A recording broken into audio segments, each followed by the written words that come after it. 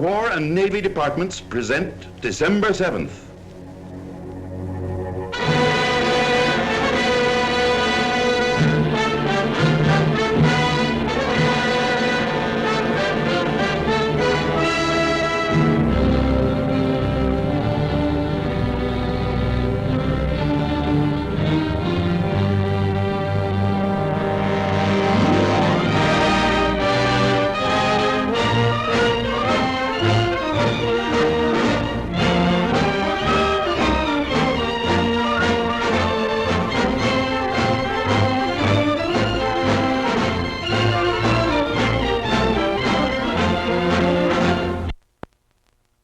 Would you please repeat the last paragraph I gave you, Miss Kim? Certainly, Uncle Sam.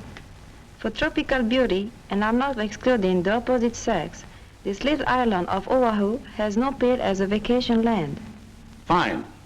New paragraph. Imagine the transition, Jonathan. You hop a clipper in San Francisco, and in less than 24 hours, you're in paradise. Silenced is the endless ringing of the telephone. Banished are Messrs. Hurry, Scurry, Worry and Company. Inaudible the hubbub of labor disputes. Gone the nerve-wracking feeling that the world in general is a whirling mess and that America in particular can't make up its mind which way it wants to spin, if at all. Yes, sir, Jonathan, when your corns begin to ache and bite, there's only one thing to do. Take your shoes off. And that's just exactly what I've done. On a flower-covered hilltop in Honolulu, TH, territory of heaven. Hawaii, romantic, mystical Hawaii, where the air is choked with the fragrance of 1,000,000 flowers. Air choked with the fragrance of 1,000,000 flowers. Oh, yes, Miss, I got carried away. All right, we'll continue. Yes, Jonathan, nature has been most generous. But there is more on this sun-gilded island than flowers and trees. I'll say there is. Oh, it's you. Yes, I might have known. Miss Kim, we'll continue with this later. The mood is gone. Go on with your letter. I might suggest a few things to add to it. They won't be as lyrical as the air choked with the fragrance of 1,000,000 flowers, but they'll be as factual. You're not only an intruding gent, but a mule-eared eavesdropper as well. Thank you, Miss Kim. Good morning, Mr. C. Good morning, Miss Kim. You know, you're a strange fellow, U.S. One look at me and up goes your dander. Ah, that's no way to treat an old business partner. Old business partner, indeed. Well, let's say associate for many years. Too many years. Yes. A good long time. You were a youngster in knee pants when we first locked horns. You were tearing yourself into 13 parts over a book of rules you were getting up called the Constitution. As I remember, it was up you and pulled all 13 parts of you into one solid hunk of oak. Then again, when you were a lanky, cocky adolescent, not quite 90 years old, you chose up sides and started to knock the blocks off each other.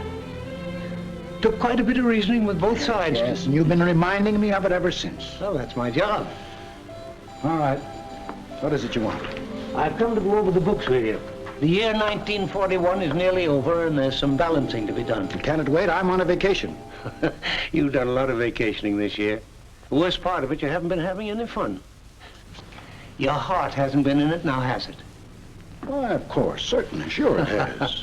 You can't fool me with that star-studded front of yours. You're not hitting on all 12. Something's eating you inside.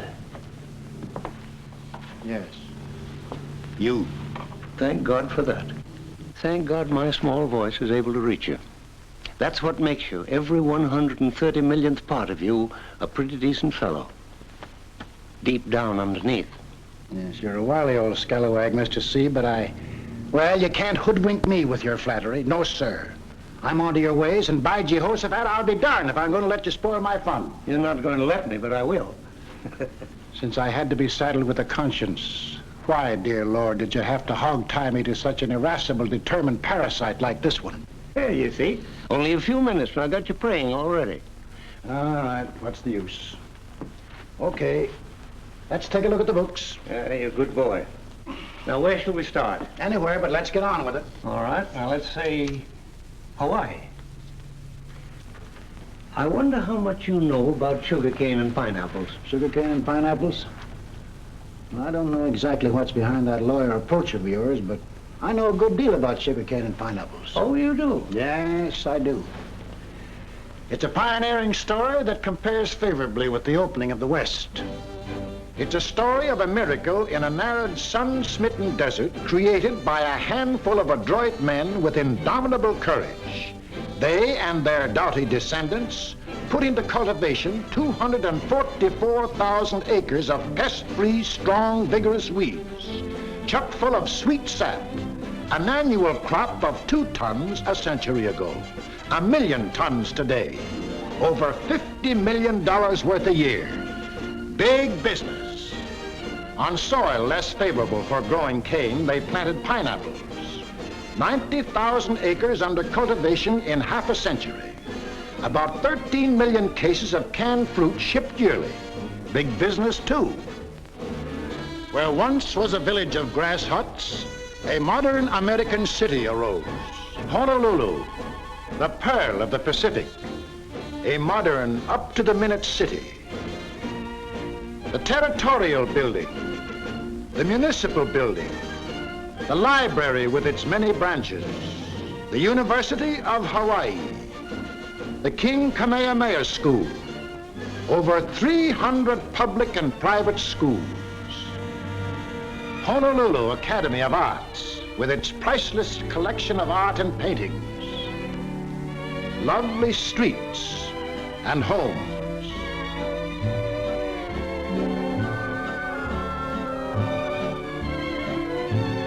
Beautiful houses of worship representing all denominations.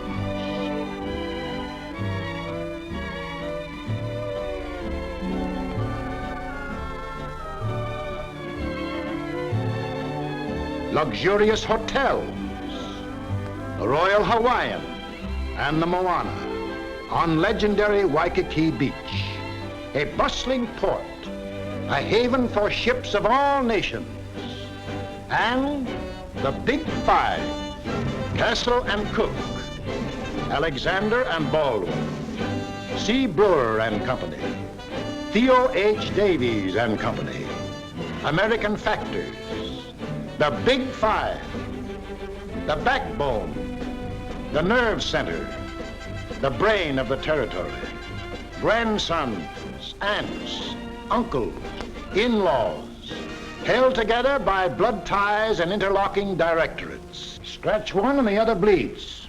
Yes, sir. That, my dear Mr. C, is what was accomplished with a sweet weed and a spiny pineapple in 1 century. And that's what I know about sugarcane and pineapples. As usual, you're very well informed. You've covered the subject perfectly, with one exception, labor. It took human hands to plow, till, and seed that desert soil, to irrigate it, fight the pests, harvest and gather the crop. Of course it did, and they've done a good job, too. They? Who are they? Why, the natives. You're a great one to play ostrich when you want to. You know as well as I do that the majority of laborers were and are Japanese. Well, what about it? Oh, nothing. But just for the record, let's not overlook the majority of the population here, the Japanese. They too had their pioneers. They didn't come here to spread the gospel or to venture in trade. They were brought here as contract laborers to supply the needed manpower for those Yankee pioneers who got here first. Back in the 1860s, they came in driblets. Later, in buckets full. Some saved their money and went back to the land of their fathers. Others, seeking better working conditions and broader opportunities, went on to the Pacific coast. Most of them, however, sank their roots, raised their families, buried their loved ones, and settled permanently. There are a lot of them now, 157,000. 37% of the population of the islands. That's their 1941 telephone book, published for them in Japanese. And that's their newspaper, published by them. They have several daily newspapers of their own, a few semi-weeklies and weeklies. They have their own magazines, too. A goodly share still work in the sugarcane plantations. A goodly share still work in the pineapple fields. But they developed their big five, too. Not as financially potent and powerful, but very solid indeed. Inch by inch, their sons, grandsons, uncles, aunts, cousins began to penetrate into the industrial life of the islands. And all the time, their numbers were growing. Merchants, fishermen, storekeepers, doctors, manufacturers, dentists, servants, truck farmers, nurses, ad infinitum. Yep, there are a lot of them.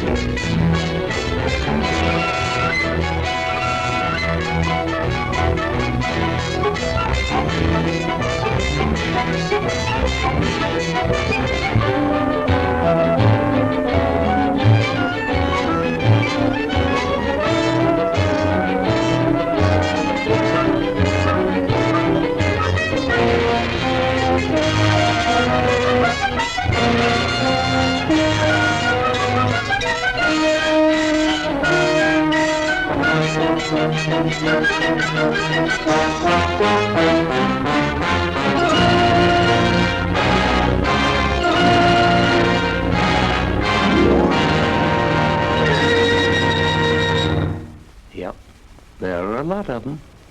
157,000. And about 120,000 are full-fledged American citizens. Don't forget that. Conduct themselves accordingly. Listen to what Dr. Shunzo Sakamaki, chairman of the Oahu Citizens Committee for Home Defense, had to say at a patriotic rally. We are not assembled here this evening to put on an act or a show. We want to carry our full share of the burden of national defense. We are here to repledge, one with another, our unreserved loyalty to the United States of America.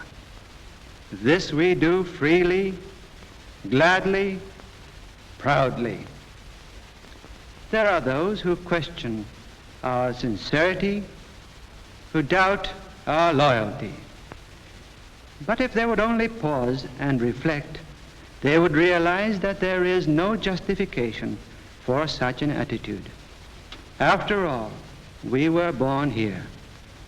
Our homes, our friends, our livelihood, our future are all deeply bound up with this native land of ours. We realize how fortunate we are to be living in this of all the lands of the earth, and we cherish our heritage as Americans. These are not mere words spoken for effect, with tongue in cheek. And we wish to add in unmistakable language that if and when war comes, no matter with what other country, we will give our lives, if necessary, in defense of those democratic principles for which other Americans have lived and fought and died.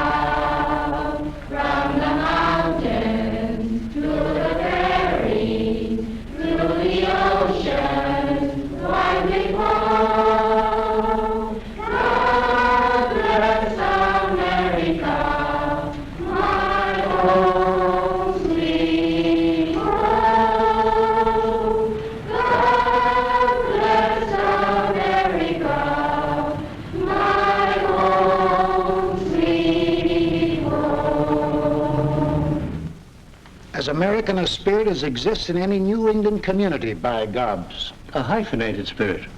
Yes, they express their loyalty and no doubt are loyal. They send their children to American public schools where they pledge allegiance to the flag and sing patriotic American songs.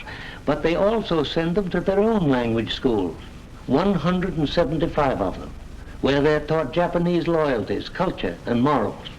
日本の3つの主な都会は何ですか？東京と大阪と横浜です。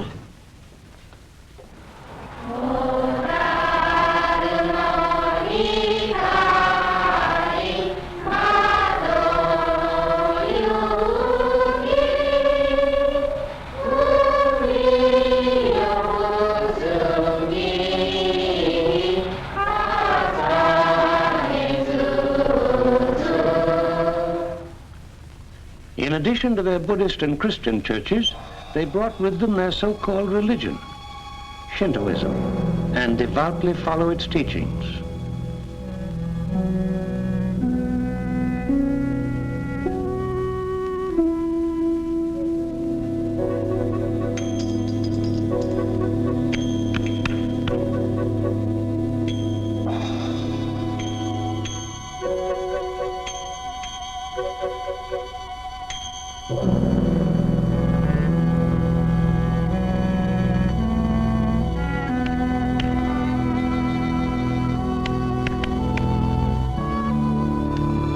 Pardon me, sir.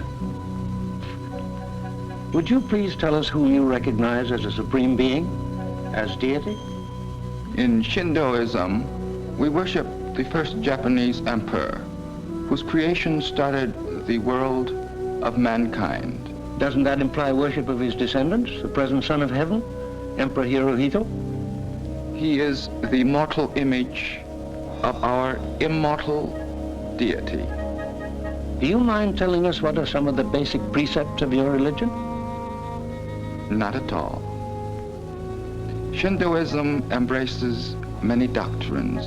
It preaches honor of the ancestors, thereby keeping alive the fires of nationalism and preserving a racial and social bond with the unbroken and divinely descended imperial dynasty.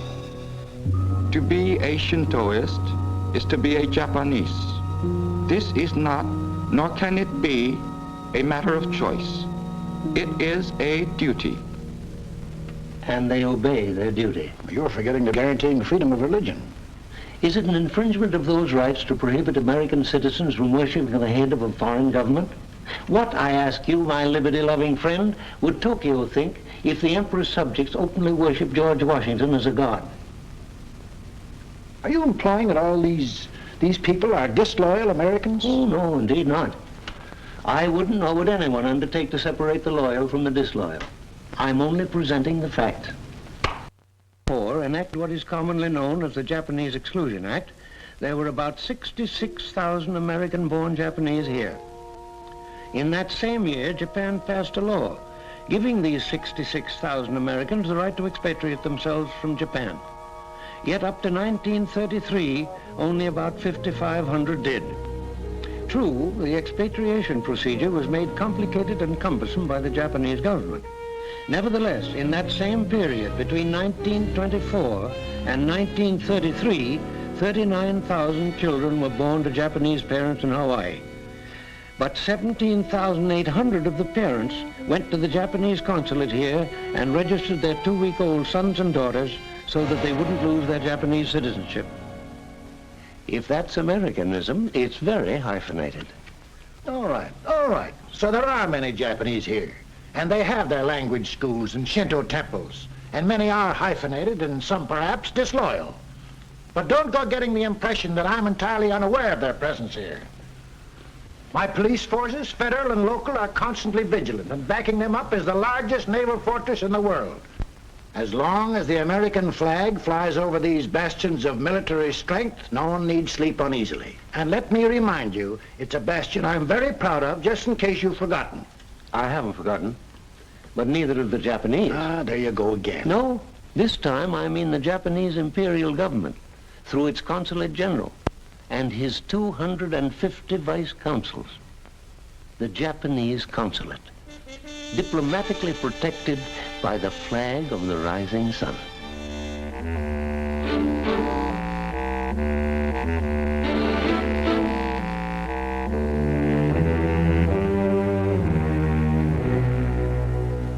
ここに今週の偵察報告書がみんな来ています。本当に珍しいものです。ポールハーバーのすぐそばには書道畑があって、まだそのそばには日本人の家がいくつかあるそうです。そうか、聞かせてくれ。月曜日には帝国の一番大きい航空母艦は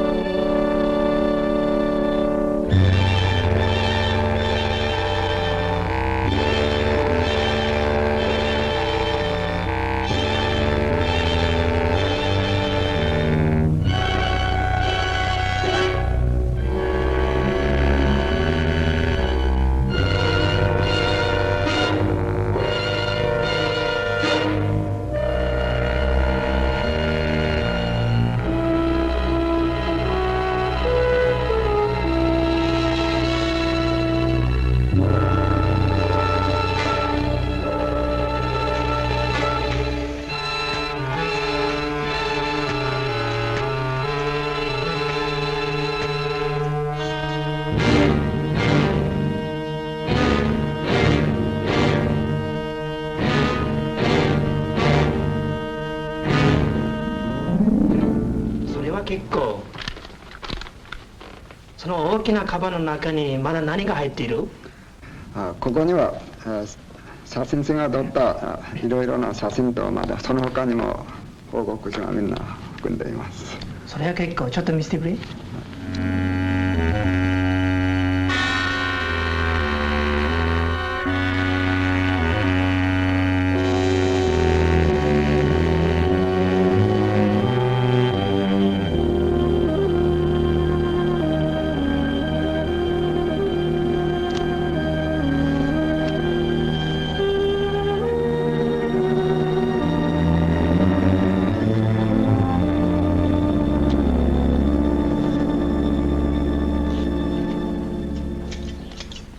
Out 32 days and we really gave her the works.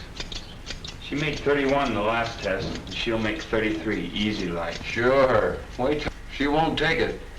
I'm telling you, the Salt Lake will run circles around her. They tell me these new cruises will do 35. Maybe so. Well, you know the old theory. Put on a little more armor and take it a few knots slower. It's a lot safer. Say, you ought to see the burn I got here the other day. I got diving for lobsters. Look at this, Jim. Snap into it, will you, baby? I'm in a hurry. What's the rush, Mike? Got a date? Yeah, a date with a sergeant. Sentry detail at the other end of the island. We're laying in a new landing field. You'll see it. It's over 9,000 feet long.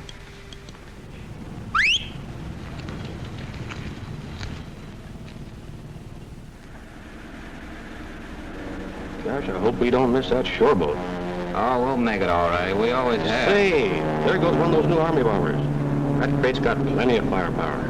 Yeah, in the nose. A guy from Hickam told me that last week in a test they sicked a pursuit on her. Her tail's as blind as a bat.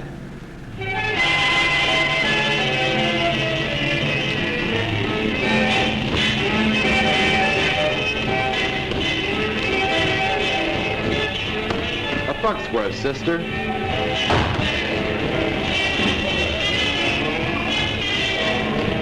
Let's go, cutie pie.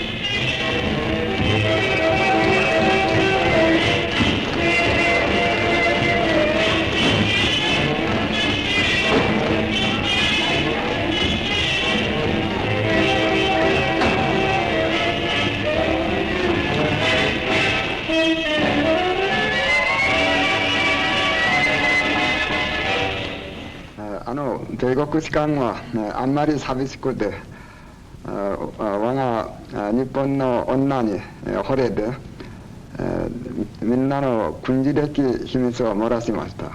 ここにその女から来たヒッコンフィールドに関する詳しい報告があります。Yes? Mr. Heinemann to see you. Have him come in. Thank you, Hada. Good work.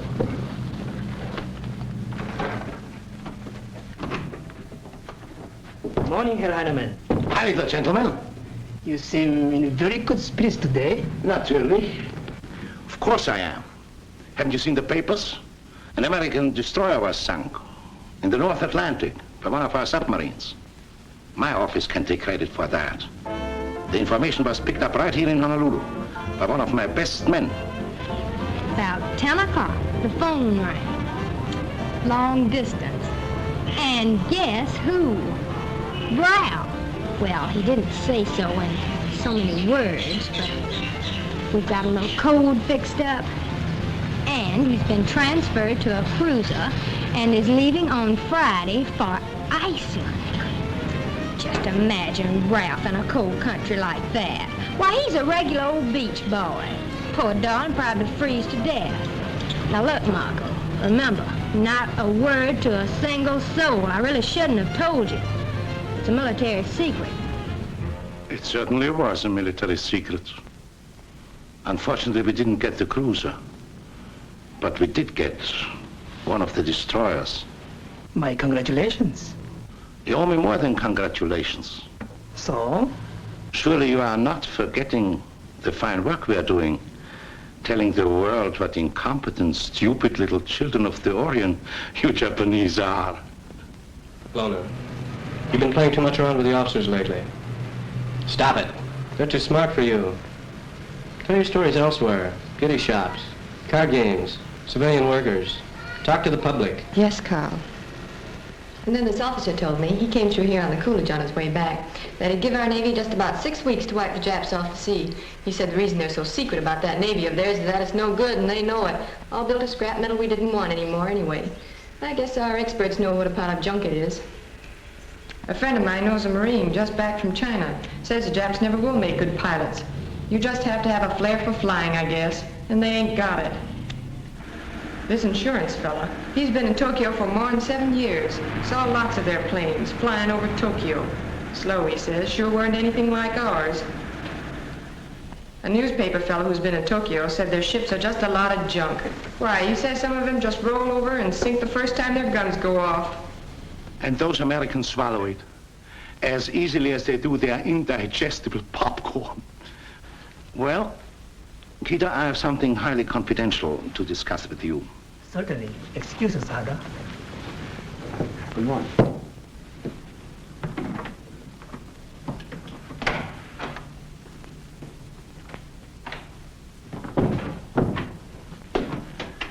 Our San Francisco office informs us that Washington has sent here many FBI agents and that military and naval intelligence men are practically everywhere.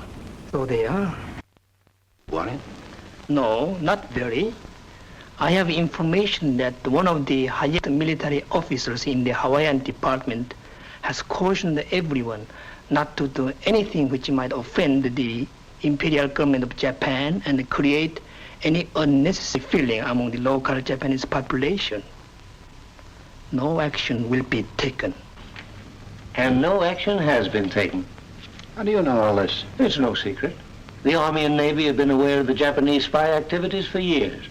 They even have a little black book, a grab list of all suspicious persons, if and when trouble starts. Why isn't something being done about it before trouble starts? I was going to ask you that, but I'll tell you. It's bad judgment to take a poke at a fellow's chin unless you're prepared to make it a 15-round scrap. Washington's on to Mr. Hirohito and company, but Washington has its hands full trying to keep the isolationists from disbanding the army and at the same time put our factories on a war footing. So it's just a case of letting the Japanese push us around until you, every 130 millionth part of you, provides Mr. Roosevelt, Mr. Stimson, Mr. Hull, and Mr. Knox with good-sized clubs to back up their words with action. That's the kind of talk that's liable to get us into war. Why, That warmongering, eh? As I've said many times, you're a strange fellow, U.S. You want peace, but you want it the easy way. You want to go on leading your way of life, but you don't want to fight for it. And if anyone suggests doing something about it, he's called a warmonger. Watch out, U.S. Someday one of these incompetent, stupid little children of the Orient will choose you. And when they get ready to square off, they won't worry about offending you. They'll pick their time and their method, and they'll come over here and blow that bastion of military might behind which you sleep so easily into smithereens. Now you're hysterical. You're talking like a schoolboy. Remember, it's 3,400 miles from Tokyo to Hawaii. Oh, they may get cocky and try and pull a fast one in the Philippines, or they might even be crazy enough to grapple with the British in Singapore. But it can't happen here. If their spies have been as active as you claim they have, there's one thing they surely must have found out, that Pearl Harbor, Hickam, Schofield, Wheeler, Shafter, all adds up to 2 words: stay away. And they will. Well, they may. In the meantime, no matter the hour, no matter the place, there's an ear to hear and an eye to observe. Patiently, bit by bit, information is collected.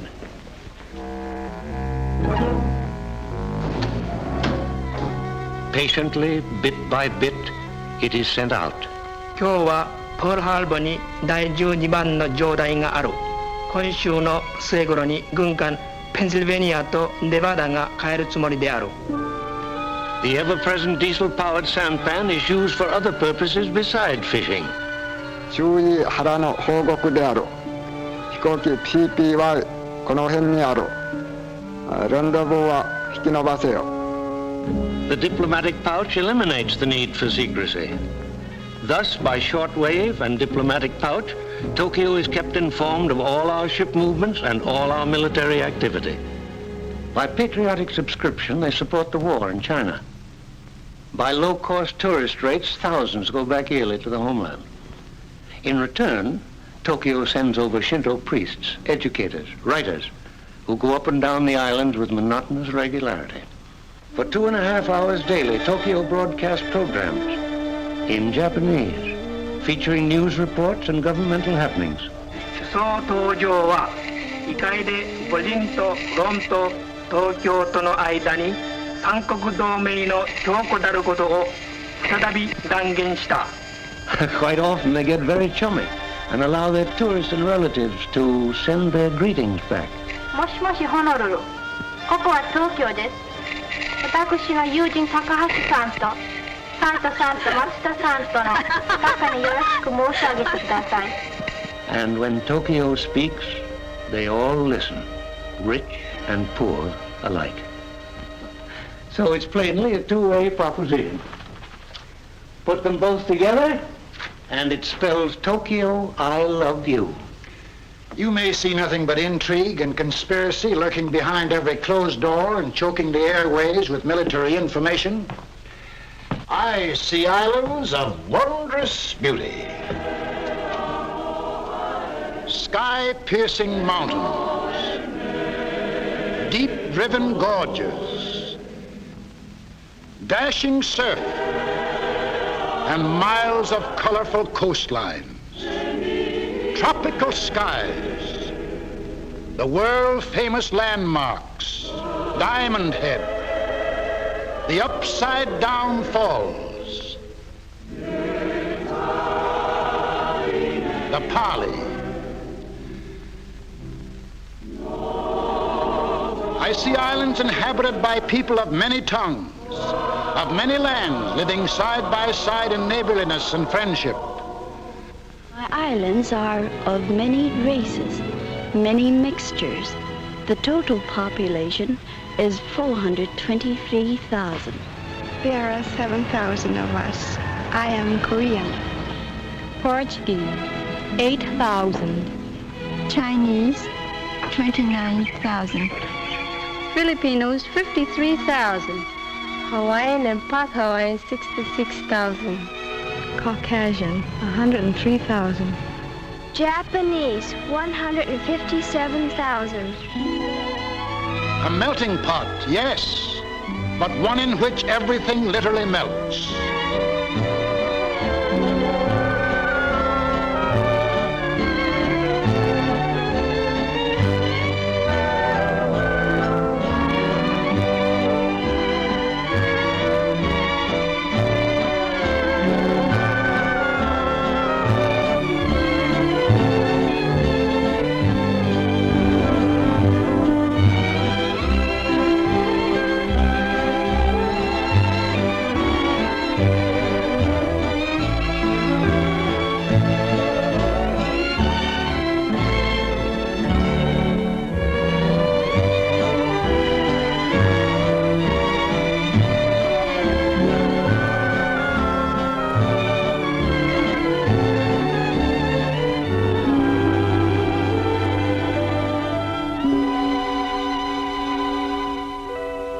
I see islands to which people from the world over have brought their colorful traditions and customs and adapted them to our American way of life.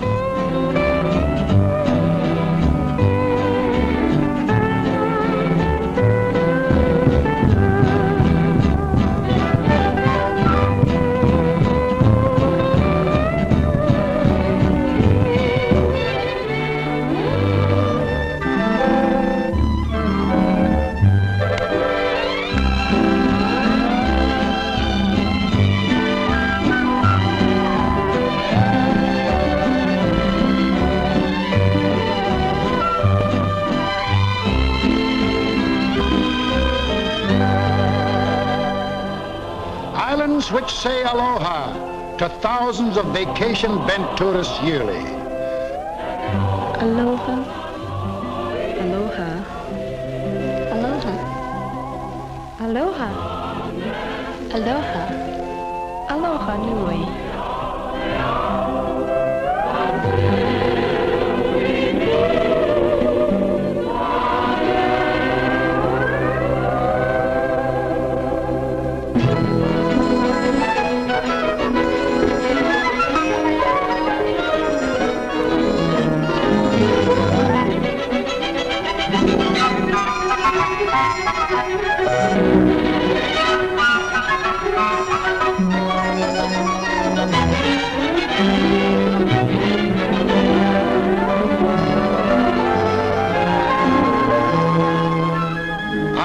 Once ruled by the great King Kamehameha, and over which now in dignified splendor flies the flag of the United States.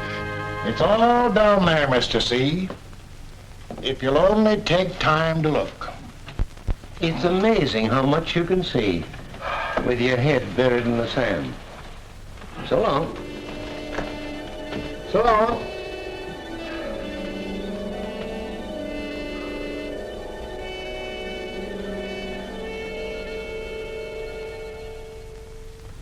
Sleeping peacefully, Uncle Sam? No problems? No worries? Everything in order, eh? Oh, go away, Mr. C. I'm tired. I'm tired, too. The whole world is tired. Why must you plague me so? I'm tired.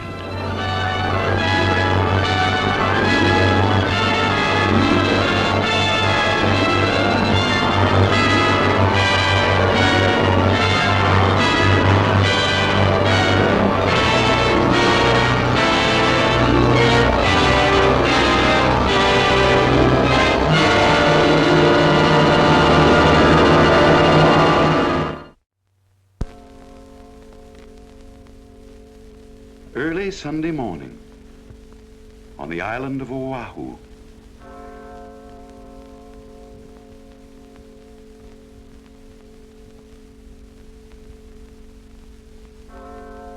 On a hilltop, Uncle Sam lay fast asleep, warned of the fire that was licking across the oceans from without, warned of the dangers that were threatening from within, tired from wrangling with his conscience and fatigued after a long, dark night full of disturbing events, as indeed the year 1941 was.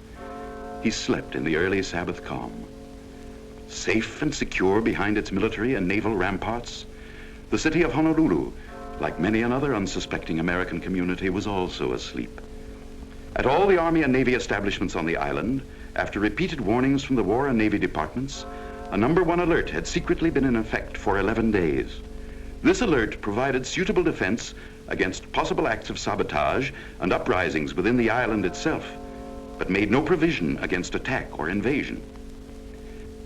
At Hickam Field, the Army's bomber base, precautions were taken to safeguard the equipment against sabotage. Hence, on this Sunday morning, the planes were concentrated in hangars or lined up row by row on the open field. Immediately adjacent to Hickam Field is Pearl Harbor, the Navy's $100 million fist. Here, on this morning of a tragic day of reckoning, capital ships, heavy and light cruisers, lay at anchor. At anchor, too, lay several destroyers, tenders, minesweepers, and repair ships, 86 vessels in all.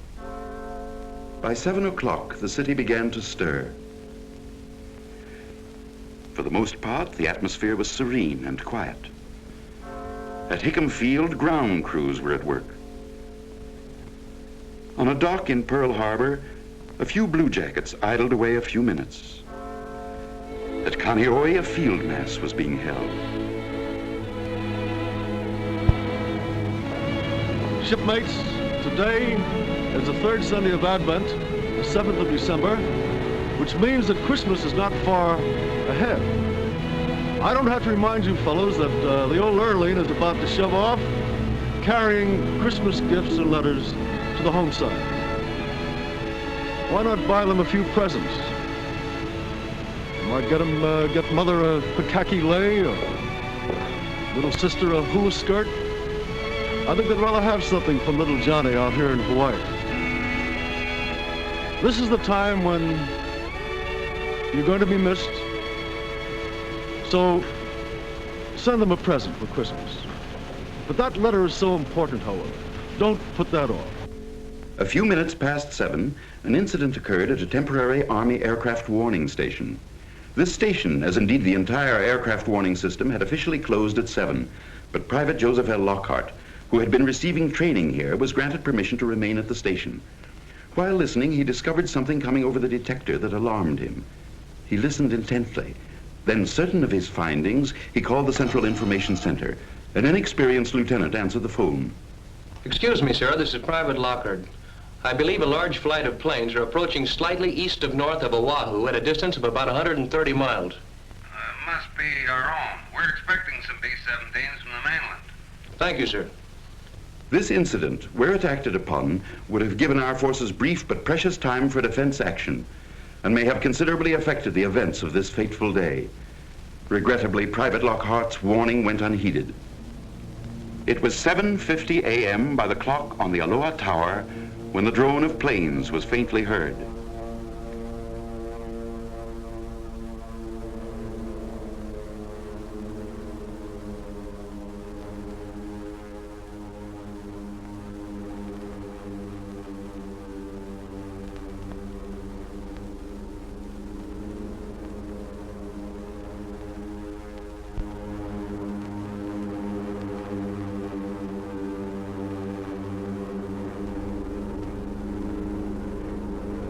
Out of the misty Pacific skies, like tiny locusts, they swarmed in from the sea.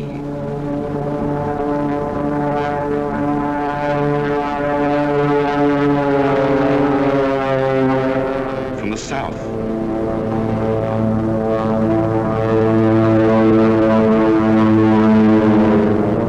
From the southeast.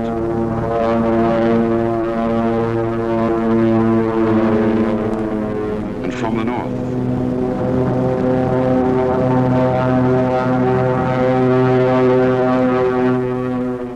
At this very moment, on a quiet Sunday afternoon in Washington, Japan's smooth-talking, grinning envoys, Nomura and Kurusu, were blandly delivering to Mr. Hull a lengthy protestation of Japan's peace intentions.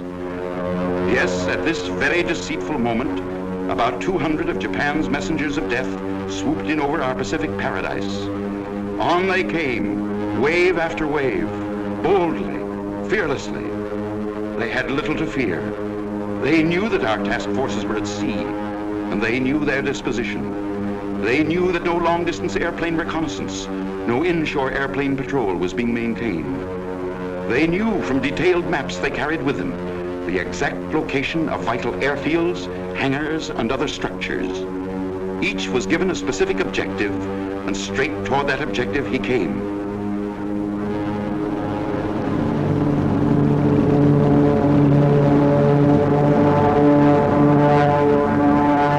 Over the Koolau Range,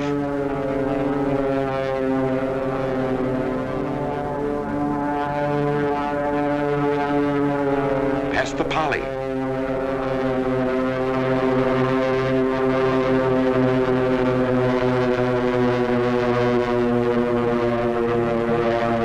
past Diamond Head,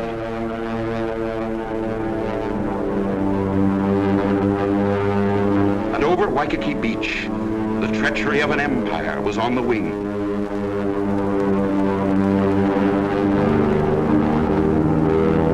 Planned for months with brilliant cunning, favored by our lack of readiness, with the sky and sea all their own, at 7:55 a.m., hell broke loose.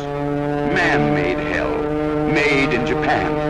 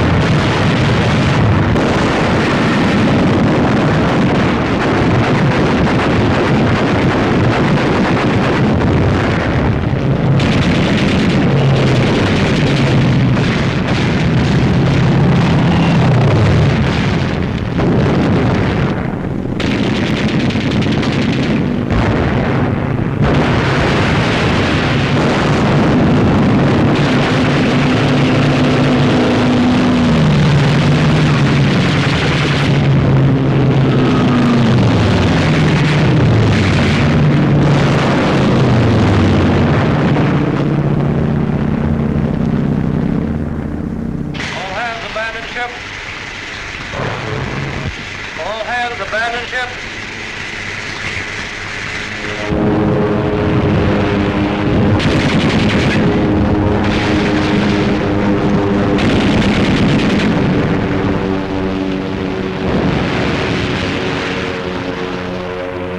The ferocity of the attack momentarily subsided. In the city, the people, awakened by the bombardment, believed the Army and Navy were staging large-scale maneuvers. Scattered bombs, incendiaries, and machine gun fire had changed their minds.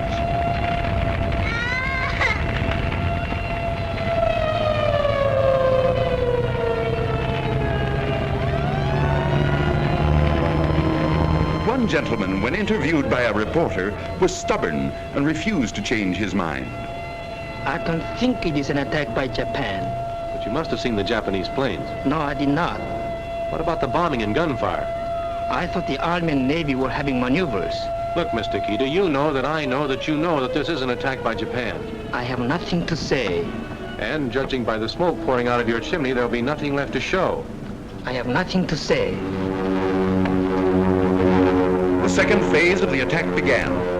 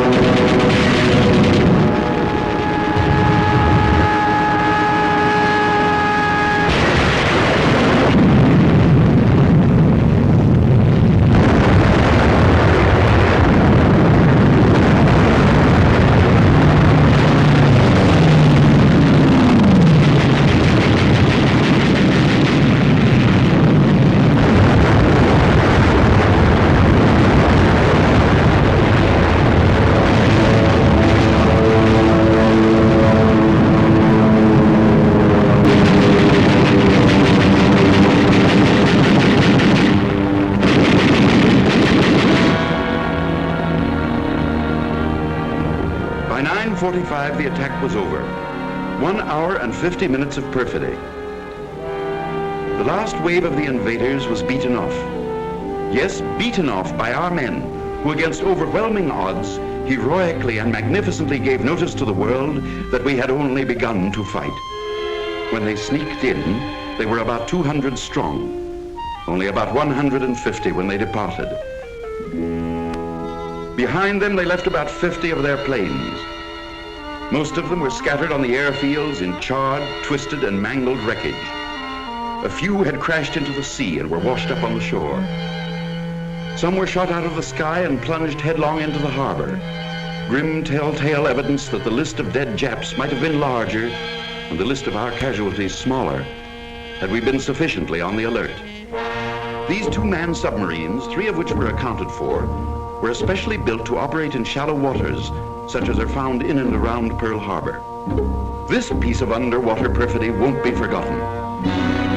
Yes, this, as indeed the whole diabolical plan of the attack, was conceived and aimed toward achieving one objective, and one objective only: to catch us off guard, smash our fleet, cripple our standing as a sea power, and put us out of business. In this it failed, but tragic and terrible was the scene of destruction. Heartbreaking, the sight of ships built to fight and die proudly, now left burning in shallow graves. Painful and lamentable the scenes at Hickam, Wheeler, Kaneohe, with barracks, hangars, and equipment a mass of battered debris. Always, said President Roosevelt, always will our whole nation remember the character of the onslaught against us.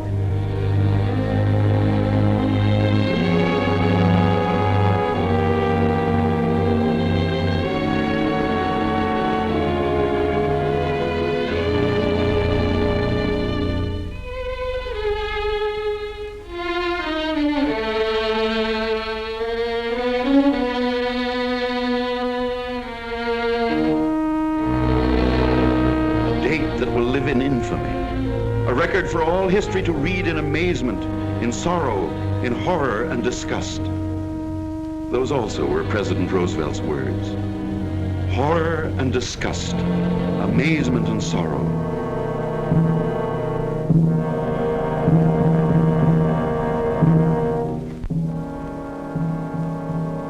Sorrow, yes, bitter, grievous, mortifying sorrow. For on this Sabbath day, 2,343 officers and enlisted men of our Army, Navy, and Marine Corps gave their young lives in the service of our country. Who were these young Americans? Let us pause for a few minutes at their hallowed graves and ask a few of them to make themselves known. Who are you, boys? Come on, speak up, some of you. I am Robert R. Kelly, United States Army. I came from Findlay, Ohio. My parents are Mr. and Mrs. James E. Kelly. I am Alfred Aaron Rosenthal, United States Navy. I lived in Brooklyn, New York. My parents are Mr. and Mrs. Henry L. Rosenthal. I am Theodore Stephen Szabo, United States Marine Corps. My hometown is Castalia, Iowa. Those are my parents, Mr. and Mrs. Stephen Szabo. I am Moses Anderson Allen, United States Navy. I lived on a farm in Cove, North Carolina. My mother is Mrs. Addie Allen. I am James Webster Late, United States Navy. I'm from Huntington Park, California. My folks are Mr. and Mrs. William J. Late. I am Antonio S. Tafoya, United States Army. I live just outside of Albuquerque, New Mexico. My father and mother are Mr. and Mrs. Jesus A. Tafoya. I am Lieutenant William R. Schick, United States Army Medical Corps. My home was Chicago, Illinois. My parents are Mr. and Mrs. William H. Schick. My wife's name is Lois. You have a baby now, Lieutenant. He was born 3 months after Pearl Harbor. He's named after you, Billy. And you may be pleased to know he was born on your birthday. Oh, that's swell. Thanks. But tell me one thing, Lieutenant. How does it happen that all of you sound and talk alike? We are all alike. We are all Americans.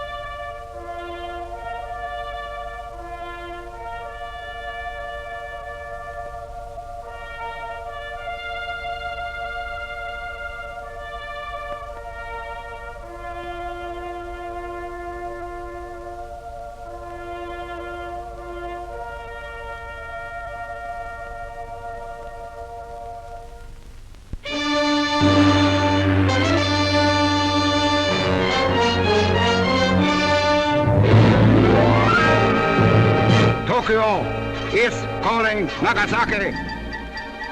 Kobe, Ataro.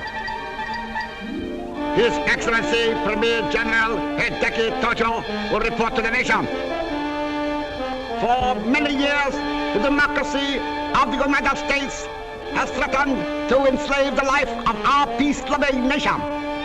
That threat has now effectively been disposed of.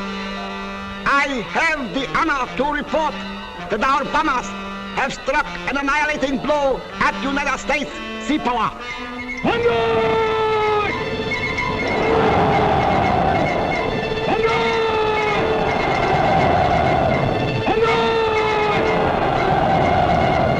Here are the facts. Almost immediately, the crowing began. Let's listen to the facts. The battleship Arizona sunk and lost. Regrettably, that's correct, Mr. Tojo. The aircraft carrier Enterprise capsized and lost. Incorrect. That's the old target ship Utah. The battleship Oklahoma capsized and lost. Capsized, but not lost. Plans are underway for righting her. The battleships California, Nevada, and West Virginia permanently damaged beyond repair. Temporarily damaged. But just a minute, Mr. Tojo. Before you go any further with your facts, meet Captain H.N. Walton of our Navy. He is the Bureau of Ships expert on salvage and repair. Together with hundreds of civilian technicians, machinists, welders, mechanics, engineers, many of whom were recruited from the mainland and working in complete harmony with Navy personnel, he began a 24-hour, around-the-clock job of salvage and repair that will stand forever as one of the great achievements in maritime history.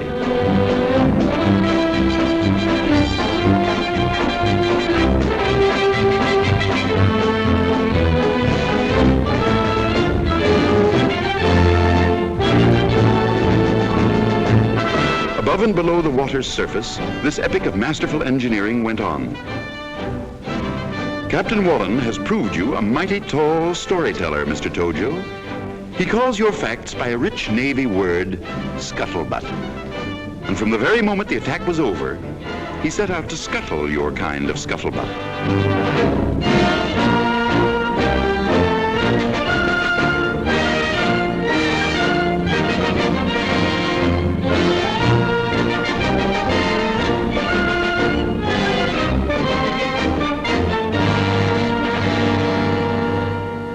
The 23-year-old California, known affectionately to our Blue Jackets as the Prune Barge, with her ugly wounds temporarily bound, was refloated and towed to dry dock. Similar attention was given to the 28-year-old Nevada and the 21-year-old West Virginia. Here in dry dock, in record-breaking time, they were overhauled and improved from stem to stern, from hull to peak. Now, dressed in their up-to-the-minute fighting garb and raring to go, these mighty warriors and their proud crews stand out to sea. Godspeed.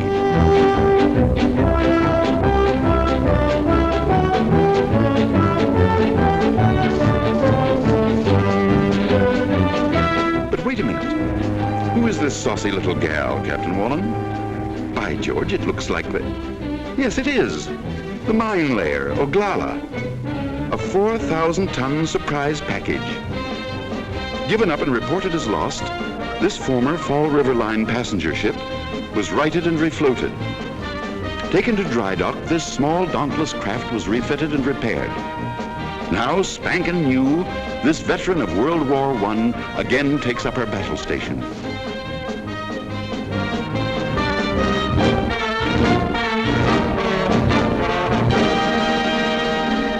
So you see, Mr. Tojo, how poorly your facts stand up.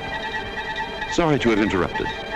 That which is left of the Pacific Fleet is now in disorderly flight, seeking shelter in the Panama Canal.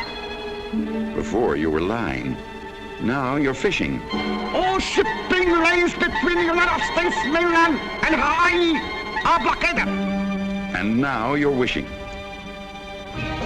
No phantom ships these, Mr. Tojo, but a huge convoy from the mainland. 3 dozen ships. quite a number for blockade runners. And they're loaded to the gunnels with reinforcements and supplies. And here's a tip, Mr. Tojo. More of these convoys are on the way. Yes, convoy after convoy. Men in ever-increasing number. Supplies in ever-increasing quantity. For thanks to Washington's far-sighted program, we did manage before December 7th, despite many internal difficulties and disagreements, to build up the strength of our armed forces and start our factories humming. So that today, behind a heavy curtain of military censorship, Hawaii stands the greatest military and naval fortress in the world. Yes, virtually overnight, the island scene changed. War had come to America's tropical suburb, the Axis brand of war, a stab in the back on Sunday morning. The din of the last bomb had barely faded when Governor Poindexter proclaimed martial law for the civilian population. What kind of garrison material did these people make? Here is their vivid answer to Japan's sneak punch. Oahu's Civilian Defense Committee, 4,000 men and women, organized and trained before the 7th and working in cooperation with military and Red Cross officials, this civilian army and its neighbors went to war. Windows were taped in order to reduce the dangers from flying glass. Vital installations were camouflaged and protected by sandbags and barbed wire. Barbed wire, mountains of it, strung along every foot of Oahu's colorful coasts, strung across its highways, around its schools and its public buildings. Yes, war had come to the people in our island paradise, and the people dug in. Everywhere the earth was tunneled to provide shelter from shrapnel and strafing. Public squares, parks, and playgrounds were uprooted. Sturdy concrete shelters were built and distributed throughout the city. An efficient air raid warning system was put into operation, and for the first time in history, American school children were brought face to face with the grim reality of war.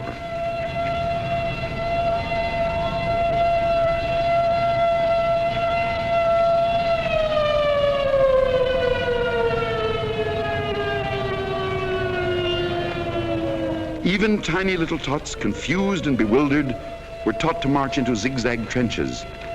How difficult to convey to them the why or wherefore of this strange game. Still more difficult to explain the need for these monstrous-looking things. But the fathers and mothers of Hawaii did. For this war is a war of survival, a people's war.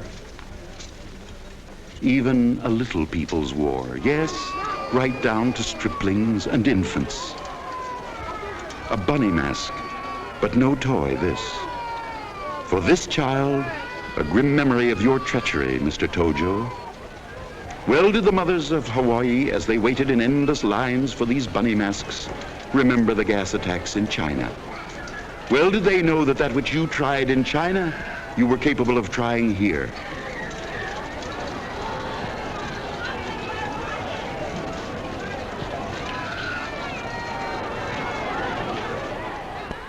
But Hawaii is prepared now, even against this possibility. Everyone has a rubber gas mask and carries it with him. From children as they go to and from school, to grown-ups, civilian and military alike. The people of Hawaii needed no pep talks on the value of rubber. This pile collected by them unmistakably proves that. Yes, all the people pitched in. The Japanese, too. They volunteered in great numbers as blood donors.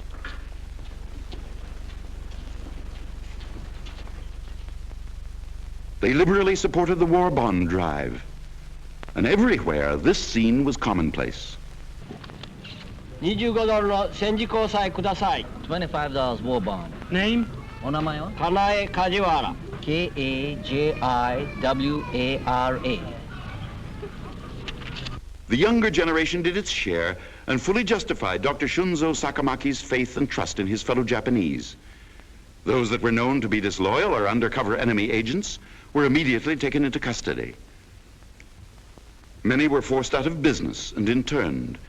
But despite the wild Tokyo-inspired rumors and scuttlebutt, not one single solitary act of sabotage was committed on the 7th. Your bombs, Mr. Tojo, brought many changes, and in no small measure served to further complicate the already complex life of the Japanese in Hawaii. As though to permanently erase their relationship with the homeland, they wiped out or removed every vestige of the written Japanese word. Closed are the language schools.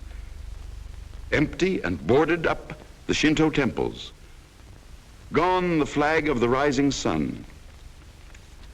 This young American Japanese gave the best illustration that over Hawaii, the rising sun had begun to set.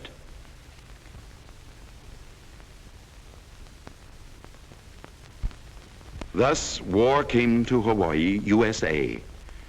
The Aloha Tower, once the symbol of welcome and hospitality, now stands clad in weird war paint. No longer do luxurious liners bring vacation-bent tourists to these once happy isles. The liners, too, have gone to war. No longer is Waikiki Beach the sun-kissed playground of the Pacific. Barbed wire has changed its face, too. Now, at twilight, the city streets are empty and deserted. Blackouts start each day promptly at dusk.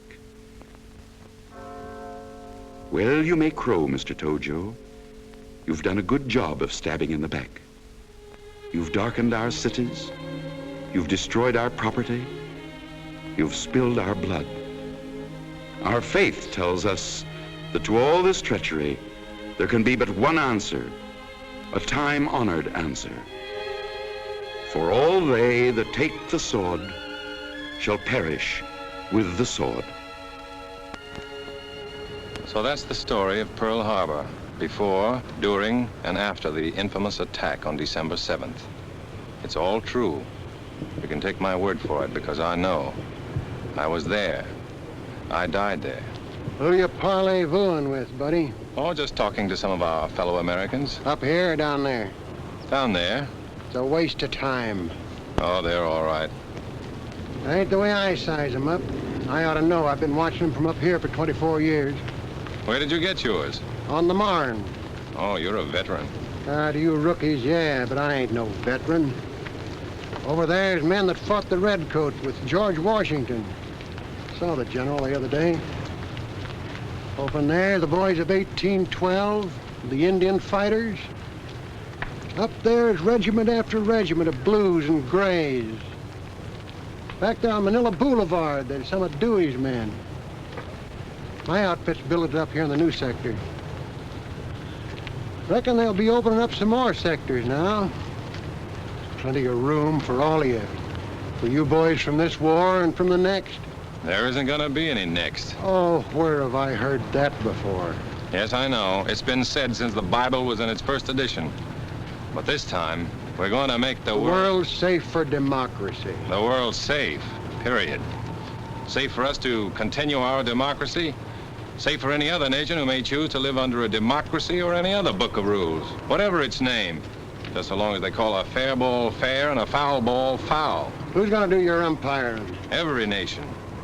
The bush leaguers and the majors alike. If and when they prove themselves able and worthy to rate being called a ball club. I've heard all that before, too, buddy. And no reflection on you, it was said better by a great man that's up here with us now, Woodrow Wilson. And what happened? America decided they didn't want to play ball with the International League, so they left Wilson out there on third base and they walked off of the field. When he tried to tell them that they're a big league club now and that they're no longer playing sandlot ball, they sold him and his hopes and his ideals down the river. That was 1918, 500 years ago. This time you can bet your last Lincoln penny Uncle Sam's gonna be right in there, pitching. You taking any bets? When the last shot's fired, they'll take all of the Roosevelt, the Wallace, the Hull, the Wells, the Wilkie speeches. They'll pack them away in mothballs. They'll climb up on the bleachers. They'll eat hot dogs. They'll watch the other clubs slug it out.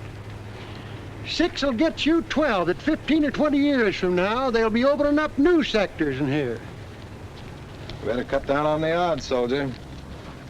Because when this ball game is over, A lot of guys are going to be struck out, that's true. But a lot of guys are going to be coming back to home plate.